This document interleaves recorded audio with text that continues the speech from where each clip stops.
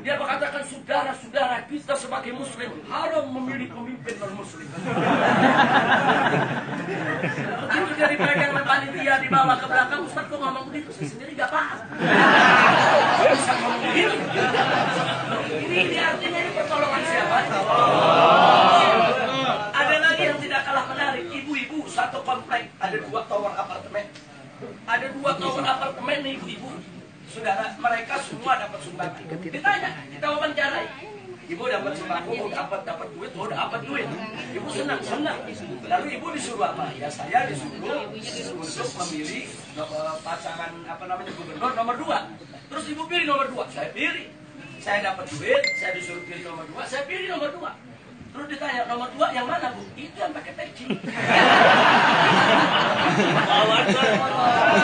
Tanya loh, ibu itu bukan nomor 2, ibu itu nomor 3. Ini ibu ngotot enggak, calon cuma 2, nggak ada 3.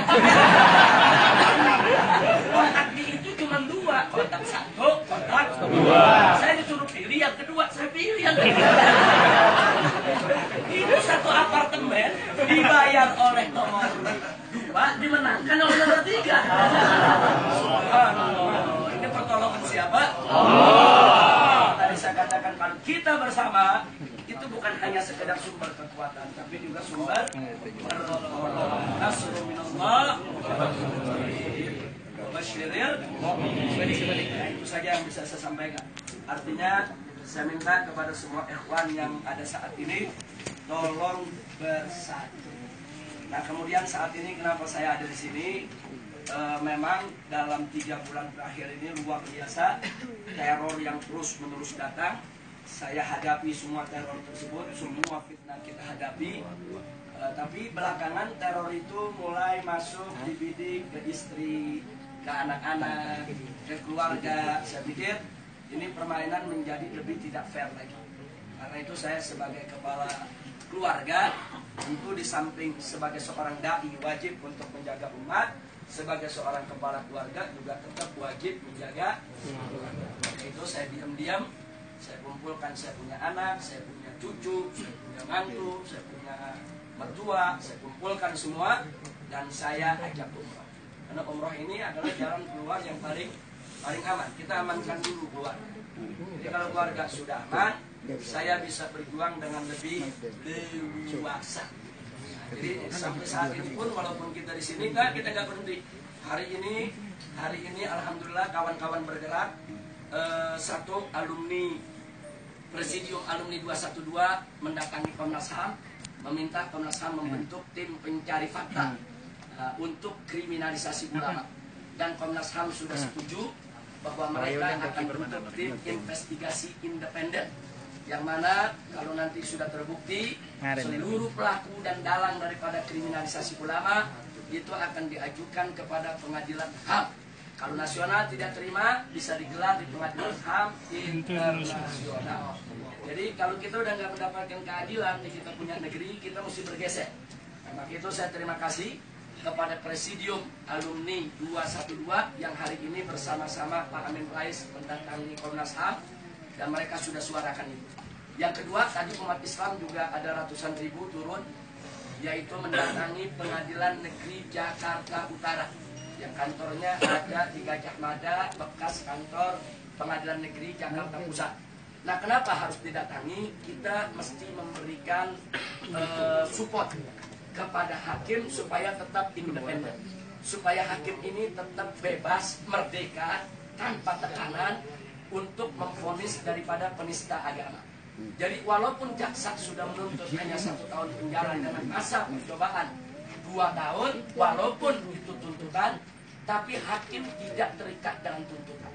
Hakim hanya terikat dengan dakwaan. Nah, pasal yang didakwakan itu pasal apa? Oh, pasal 156A. Oh, pasal 156A itu ancamannya berapa tahun penjara? Oh, 5 tahun penjara. Maka hakim berhak memutuskan sampai 5 tahun penjara. Jadi hakim nggak terikat dengan tuntutan. Nah, bagaimana supaya hakim ini percaya diri, independennya tidak diganggu?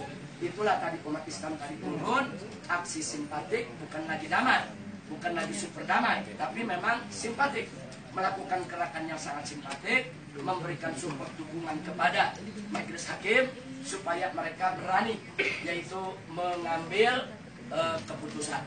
Nah kemudian insya Allah tanggal 5 Mei yang akan datang, umat Islam juga akan turun lagi. Kali ini tingkat nasional. Kalau tadi hanya tingkat Jakarta. Tadi turun hanya tingkat Jakarta dan sekitarnya. Tanggal 5 Mei tingkat nasional. Artinya umat Islam dari mana-mana, dari Aceh, dari Medan, dari Jawa, Sumatera, Kalimantan, itu semua diundang ke Jakarta untuk sama-sama sholat Jumat di Istiqlal, kemudian long march mendatangi Mahkamah Agung. Loh kenapa harus ke Mahkamah Agung? Karena Mahkamah Agung ini adalah lembaga tertinggi yudikatif. Pengadilan negeri itu ada di bawah Mahkamah Agung. Sehingga kita mendatangi Mahkamah Agung untuk meminta jaminan dari Mahkamah Agung agar Mahkamah Agung bisa menjaga majelis hakim yang ada di bawahnya untuk tidak diintervensi oleh siapapun. Nah, saya dengar yang terakhir bahwa Ketua Mahkamah Agung sudah membuat satu statement pernyataan bahwa kasus ini akan dibiarkan seperti air mengalir, siapapun tidak boleh melakukan intervensi kepada majelis hakim. Ini satu pernyataan yang perlu kita dukung. Artinya majelis hakim Mahkamah Agung sudah lempar bola, mesti kita tangkap. Nah karena itu nanti tanggal 5 kita harapkan ratusan ribu atau mungkin jutaan umat Islam turun rame-rame ke Mahkamah Agung dalam bentuk aksi simpatik. Bukan lagi damai, tapi harus simpatik. Nah seperti tadi, walaupun ratusan ribu turun tapi jalan dibikin nggak macet, jalan tetap diberikan jalan untuk umum, itu namanya aksi simpatik. Jadi jangan ada masyarakat yang terganggu dan seterusnya. Dan nanti di Mahkamah Agung, ulama-ulama kita akan datang, tokoh-tokoh nasional akan datang, akan kumpul semua, ketemu dengan Ketua Mahkamah Agung, minta jaminan bahwa majelis hakim tidak boleh diintervensi oleh siapapun. Jadi manakala legislatif sudah tidak berdaya, eksekutif justru melindungi daripada penistaan agama, maka masih ada satu gerbang lagi yang bisa kita harapkan, yaitu gerbang yudikatif.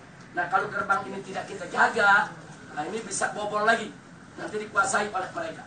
Nah maka itu saya minta dukungan dari semua yang ada di sini. Anda bisa memberikan dukungan itu lewat medsos, lewat internet, lewat dunia maya, gerakan umat di mana-mana untuk bisa mensukseskan daripada acara tersebut. Nah kenapa harus tanggal 5? Karena putusan insya Allah tanggal 9. Tanggal 9 insya Allah sudah ada putusan. Jadi kita turun sebelum putusan.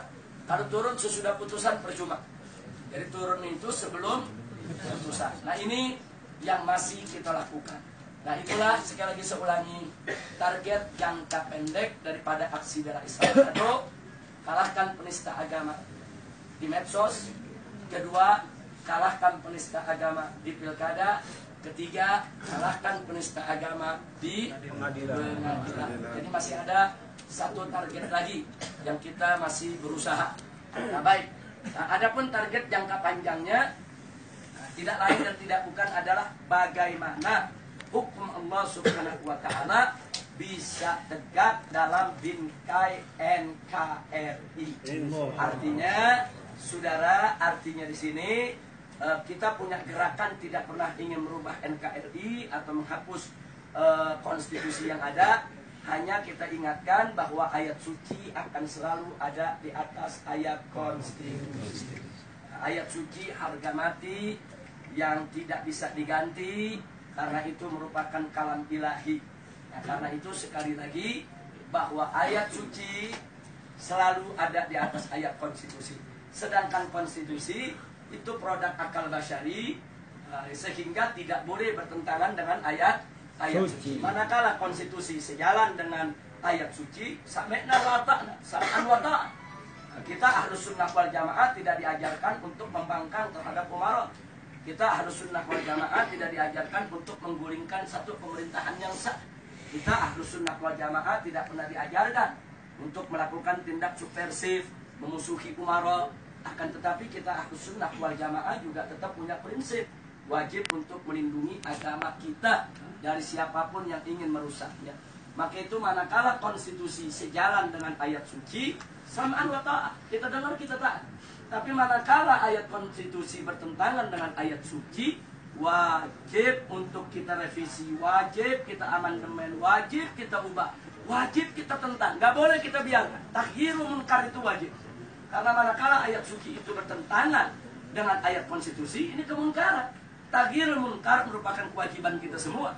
Nah, jadi itulah yang kita lakukan dengan aksi bela Islam. Sekali lagi, kami tidak anti konstitusi, tapi kami tidak mau konstitusi itu yang harus ditaati oleh segenap anak bangsa, kemudian bertentangan dengan syariat Islam. Na'udzubillah min.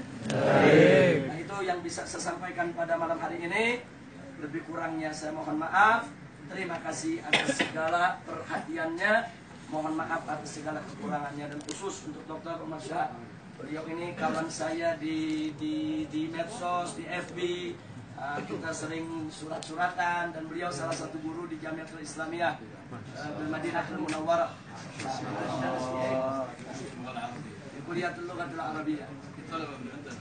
Nah, jadi terima kasih banyak, syukurukum Sayyid Jazakallah khair. Itu saja, saya kembalikan kepada pembawa acaranya, Ustadz Bukhari Muslim. Ini kalau namanya Bukhari Muslim jadi muttafaq alaih. Baik, terima kasih. Assalamualaikum warahmatullahi wabarakatuh. Waalaikumsalam warahmatullahi wabarakatuh. Terima kasih kepada Habib yang telah memberikan energi baru. Banyak yang berbinar-binar sudah dapat suntikan, sehingga insya Allah apa yang kita pelajari, apa yang kita dalami, apa yang kita peroleh dari kampus, khususnya di negerinya Rasulullah SAW, Allah harus membumi, harus membahana. Kalau kemarin kita sudah menyemut, kalau istilah saya itu kemarin itu menyemut, sekarang harus menyengat.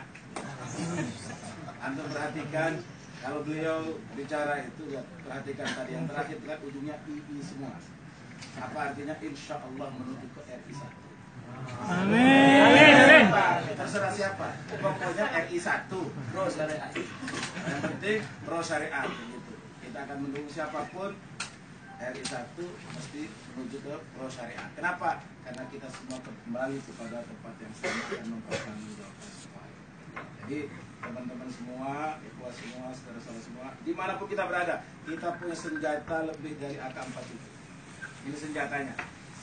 Jadi jangan sampai antum cuma jadi fosil. Jangan sampai cuma jadi fosil kan, berderet gelar, begitu pulang, cuman sampai dibawa ke kuburan. Alhamdulillah. Kutubnya nggak bisa dibawa ke kubur. Karena besok makin tinggi gelar, makin banyak ilmunya, pasti makin besar tanggung jawab. Dan tanggung jawabnya tidak hanya semata-mata tanggung jawab ilmiah, tanggung jawab kampus, bagi tanggung jawab dunia dan karena satu hal yang kita harus menjadi energi kita, malam yahtamma bi amril muslimin falaysa minhum. Kepedulian kita bisa macam-macam. Antum jauh di sini, tapi insya Allah akan memberikan kontribusi, bisa memberikan masukan. Sekarang dunia ini sudah sempit dengan perkembangan sains dan teknologi yang luar biasa.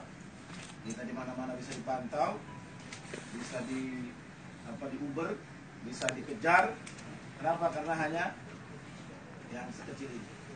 Bagaimana dengan kejaran dari malaikat?